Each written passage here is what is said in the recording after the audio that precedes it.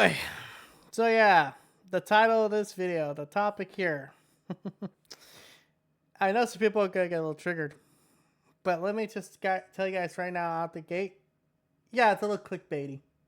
A little clickbaity. You know, that's how the YouTube game works. I own it. Just hey, it's a little clickbaity, but there's some truth to it. So recently, Nintendo decided to raise the price of the Switch 1, some Switch 2 accessories, and other products like Alarma. Yeah, you guys forgot Alarma was the thing, right? And a lot of people are just asking themselves the question, why? Why now, Nintendo? Why now, of all times, to raise the price of the Switch 1? And to specify, Nintendo, in the statement they put out, also said that, well, right now, at the time, they're not talking about raising the prices of NSO, Switch 2, or Switch 2 games. They're not ruling it out. So, next year, possibly around this time, we could hear about a Switch 2 price raise for a console already that does not meet the standards of anyone that cares about graphics and performance. Like, the Switch 2 is arguably the worst bang for your buck. But Nintendo does it because they know people will still buy. Because Nintendo has something that no other gaming company has. And it's the rarest and most finite resource possible. They have diehard fans. And I'm not talking your normal diehard fans. Guys like me, like who we like PlayStation, we obviously enjoy a certain product, but we still criticize, we still hold their feet to the fire, and are still willing to admit when they fuck up. Nintendo fans, though, are a whole different breed. Let me tell you guys this. What is most popular about Nintendo? What keeps Nintendo fans coming back every single time? Give yourself a second to think about it. Really think about what brings Nintendo fans to the table. What makes them so willing to accept these changes that are not good for them, but they still accept it. They still accept it and move on with their day and basically just do whatever the hell they want. What does Nintendo have? My friends, what Nintendo has is nostalgia.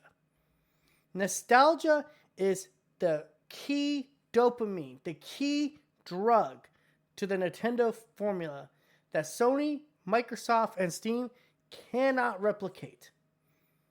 Nintendo fans are so starved for actual meaning in their lives that they dedicate themselves to defending a platform that barely makes them feel something. Okay, maybe I'm getting a little hyper, a little crazy here, but like, really, Nintendo fans are the most diehard fans because they're the most nostalgia about. Think about it. Whenever you hear a Nintendo fan talk about their gaming memories, talk about Nintendo, they always bring up the past. I love Mario because I played Mario as a kid. They are stunted adults. And because they are stunted adults and they have not grown since the 90s, they have the maturity of a fucking toddler, is why Nintendo's not part of the game industry. Nintendo's in the nostalgia industry. I almost want to play the clip from Breaking Bad, where Jesse asks, well, are we in the meth business? And Walt says, I'm not in the meth business, Jesse. I'm in the empire business. Because that's what Nintendo is in. They are in the nostalgia empire business. Video games are just a way to do it. They're just a means to an end. Nintendo doesn't really care about the games. Wonder why they don't care about the games? Because their fans will buy it regardless. Look at recent Pokemon games. Some of the highest performing games in the entire franchise's history does not meet the standards of any big AAA game today. The most successful IP in the world can't meet the standards of games that were made by a group of 10 people. The biggest IP in the world can't handle scalpers ruining the card market because they don't care. And that's the reflection upon Nintendo as well as the Pokemon Company. They don't care. They just want your money. It's all about that dollar at the end of the day. Now listen, it's no secret. PlayStation wants your money too. Xbox wants your money too. Steam wants your money too. But here's the difference. They actually are willing to try to earn it. They actually want to earn that dollar. Now, would they prefer a lazy way like Nintendo does? Obviously. Come on. If someone came up to you and handed you $100,000 for free, who the hell's not going to take that money, right? Nintendo does not care about video games. All they care about is making as much money as they can while their fans are still on that dopamine hit. Now listen, at the end of the day, you could say that about any fan base, right? But Nintendo fanboys are proof that the Nintendo company does not have to try.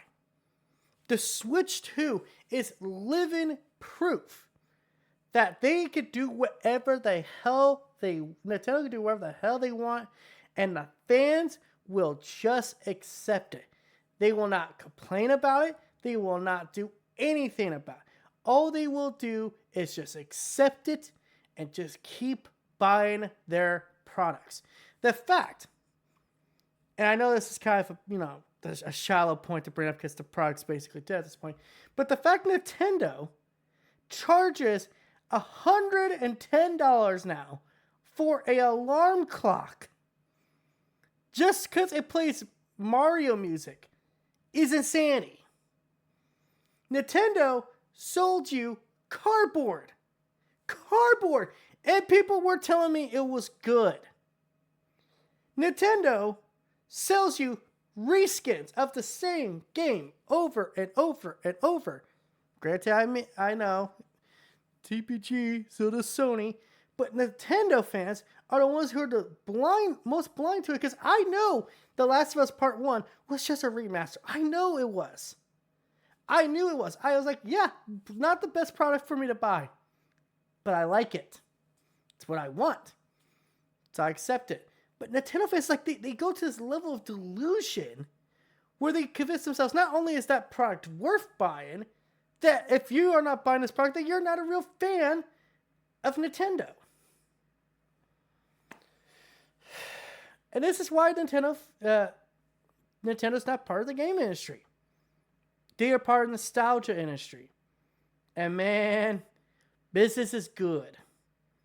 They don't even have to try. Nintendo is so old in their approach, they have a museum. I'm never, by the way, going to let that go. What company is so arrogant to think their history is worthy of preservation as on the same scale as human history? Nintendo. They are that egocentric. And the crazy part is, Nintendo fans just eat it up. They do not care about the quality of the product. They do not care that Nintendo is not meeting the standards of the industry for third-party publishers, for anyone. No. They just care that Donkey Kong Bonanza gives them that dopamine rush, and that's all it is.